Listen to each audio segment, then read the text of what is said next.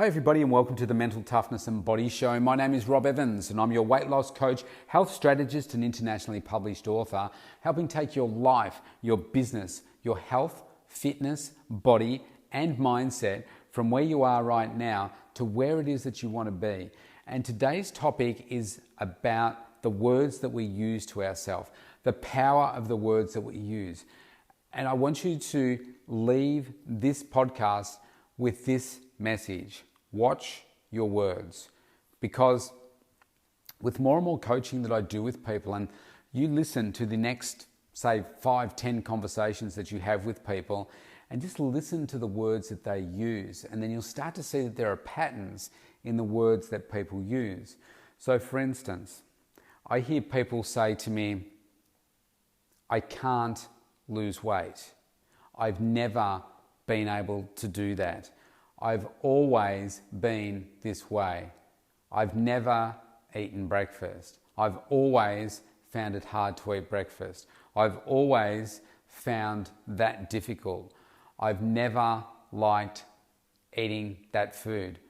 I've always only eaten 3 times a day. I've never done weights before. I've never been able to find the person of my dreams. I've always struggled to reach my profit targets, my sales targets. All of those words and things like no can be also powerful, but it also can be disempowering depending on where you're using that word. So I want you to really think about how it is that you use the words that you say to yourself. I get a lot of people tell me words, which they're verbalizing it, but the number of times that people use those words that disempower to themselves will really blow your mind. Like if you had somebody writing down all the conversations that you had to yourself throughout a day, you may be quite surprised at the language that you're using to yourself. And trust me, the language that you use will also have a direct correlation to the results, the outputs that you are getting in your life. Whether it be relationships, whether it be your body, whether it be your food, your health, your fitness, whether it be your business success, your career, all of those things, it will have a direct correlation. And I know this because I used to do it myself. I used to use such horrible language to myself that it was no wonder that I had no self-belief. I had a horrible self-image of myself. I used to beat myself up all the time saying life wasn't fair because I'm too short. I'm never going to be like that person. I can't do those things. I'm not going to be able to meet a person because of XYZ reason. I'm never going to be able to achieve the 6-pack because I never have been able to before. I'm never going to be able to reach my business profit and sales goal because I've been trying for this long and I haven't been able to get there. I've done it for years, but now I don't. And it took me, I would say, probably 6 to 8 years to get to that position where I just don't have that as part of my makeup anymore. But it was conditioning, and I had to practice it, and I had to use like incantations and different conversations with myself, but I'd have to say it out loud so that it would really soak into my every fiber that I had, that I wouldn't use those words, those disempowering phrases to myself ever again. And yeah, from time to time I might say, oh man, why did you do that? You're so stupid. You always do that. And then I'll stop myself and say, no, you don't always do that. Maybe you've done it before and you shouldn't have done it again. So how do you learn from it this time so that you won't do it again? And I've learned 2 powerful questions, which if you've a long-term listener, you would have heard me say this before, but so you don't have to go back and listen to another episode to find out what they are. I'm going to tell you again now.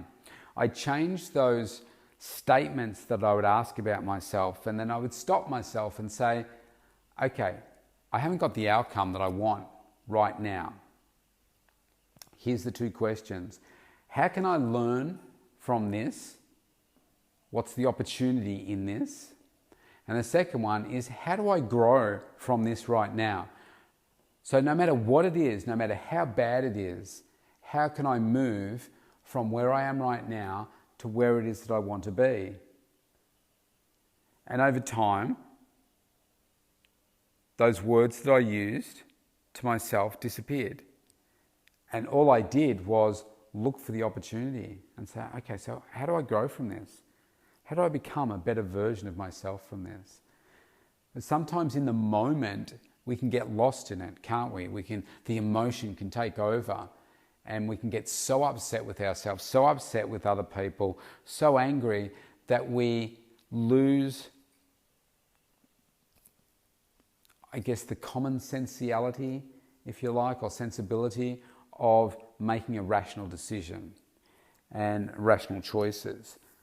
So maybe you have to get it out of your system, but then think, how do I grow from this? Where's the opportunity from this? Don't beat yourself up unnecessarily with bad language and disempowering behaviour. That's not going to take you very far. And certainly if you're on a health and fitness journey, I deal with people every day that tell me that, I've never been able to achieve that. I will ask people, what is their fitness goal? They normally give me because my speciality is weight loss, so people will give me a number and say, it's always it's ends with a 5 or a 0, and I say, it's 15 kilos. And I say, okay. I say, what's the dream? I say, I'd like to lose 15. Yeah, but I say, yeah, but tell me, what's your dream number? I'd like to get to 25, but I can't do that because I'm too old now, or I'm this, or I'm a mum, or I'm too busy, or it'll be too hard, or I think I'll look too sickly, or whatever. And I say, well, why did you say 15? And I say, well, I just don't think I can get to 25. But I said, but is that what you would really want? And I said, yeah. I said, well, let's focus on the 25. And then in an instant, they start to have a different conversation with me. But many people put so many limits on what it is that they're capable of because of a fear, a lack of a self-belief in what it is that they're truly capable of. And you are capable of anything. You just have to create an extremely compelling story to yourself as to why you deserve it. The how will come. If you work out why you want to achieve it, you'll work out the how. You just will. Because you have no other choice. Because you've made such a commitment to yourself. So, I see many people's success undone because of how they talk to themselves, the words that they use, and how that disempowers them. And what is really sad is that it can happen for people's lifetimes. Like their whole life, they tell themselves a story, they use the words that, well, that is just too hard for me. I've got somebody that's been very close to me, one of the closest people in my life, and they used to tell me that it's just too hard for them to be able to achieve what it is that they want to achieve. I said, well, life passes us by either way, and why don't we just make some better choices in these particular areas so that you can get a completely different outcome. You've got the rest of your life to live. If it's going to take you 5, 3, 10 times longer than maybe someone else, does that really matter? I understand that might be frustrating, but these days are going to go by for both of you anyway. So why not focus on just making a little bit of difference each day to make you better and better and better and more healthy and getting towards your goal. But they used to tell me how hard it was and that they'd work so hard to achieve so little. But that was their story. The way that I saw it was, well, I didn't see it as being super hard work. People's perceptions of hard can be different from one person to the next. But I saw it as great work, nice focus, good result. Yeah, it wasn't as great a result as you might have wanted. And people think, well, okay, if I'm on a 16-week journey, then I want to lose 8 to 16 kilos. I say, well, yeah, that may be possible for you. But if you're not doing all the things that you're meant to do over that period of time, then you're just fooling yourself that passing the time is going to give you the result. You've got to put in the work. And most people don't want to do the work that is required to get the outcome that they want. But along that journey, they tell themselves, I've never been able to do it, so I may as well stop. This isn't working. I'll just try something else at some other point in time. And they continue to play this game for the whole of their life. And they get to the end of their life and they haven't achieved what it is that they want to achieve. And that causes so much heartache. Not to mention the expense that comes with being in poor medical health and having to deal with the medication, the appointments, all of those things. I mean, gosh, I've got clients that have spent tens of thousands of dollars on medical treatment or will through their lifetime as a result of the various medications that they have to take. It's really, really not an ideal position for people.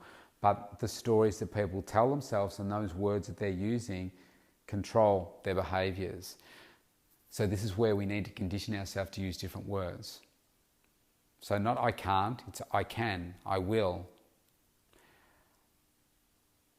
Not to say words like it's always been this way. You can say, but it's been this way in the past, but it won't be that way in the future. I've never been able to do that before. Don't use that word. I haven't done that before, but now I've got a new set of skills. I've got a new coach. I've got the accountability. I'm in a different place in my life. Let's face it, where you are right now listening to this, you'll be in a different place this time next week, or even this time tomorrow, just because of the way that life happens for you. So this time 2 days ago, I didn't know we were going to go into a lockdown. Now we're in lockdown. So it's, you're in a different place. There's different circumstances, which causes different thoughts, different words. But if you accept the fact that if you're telling yourself that you've never been able to achieve the health that you want, never been able to achieve the body that you've wanted before, then you need to change that and realize this. This is a new place in your life. It's a new time. You have new circumstances, new tools, new coaches available to you to enable you to bust through any plateau or mindset challenge that you may have so that you can achieve whatever it is that you want to achieve. And your first step to doing that is go to the mentaltoughnessandbodyshow.com, opt in for a free consultation so we can start that conversation. It doesn't mean that you have to take up our services. It may just be a case of jolting something in your mind that says, man, that's right, I need to start doing that. That makes sense. What you do need to do is make sure that you start to learn how to condition yourself to the optimal performance. I mean, have a listen to episode 200 with Natalie Cook. I love Nat so much, her enthusiasm and passion and just the way that she articulated how they went about winning a gold medal after winning a bronze medal in '96 at the Olympics is a story worth listening to. And I think if more people adopted the mindset of Olympians, certainly Olympic gold medalists and athletes, then you would get far better outcomes. And have a listen to what Nat says. She says she had a brain fade in the '96 Olympics. And when they should have really walked away with the bronze, they lost the opportunity to be in that gold medal winning match, and they ended up coming away with a bronze. But even the top people in the world can have moments where they fall down. So it's the way that we respond to these challenges, the way that we get back up and keep on going. That is what is truly important. So let's start a conversation. Let's get you moving in the right direction. Let's get you using the right words about who you are, where it is that you want to go, and how it is that you're going to get there. Watch your words, people. It can change your life. See you tomorrow.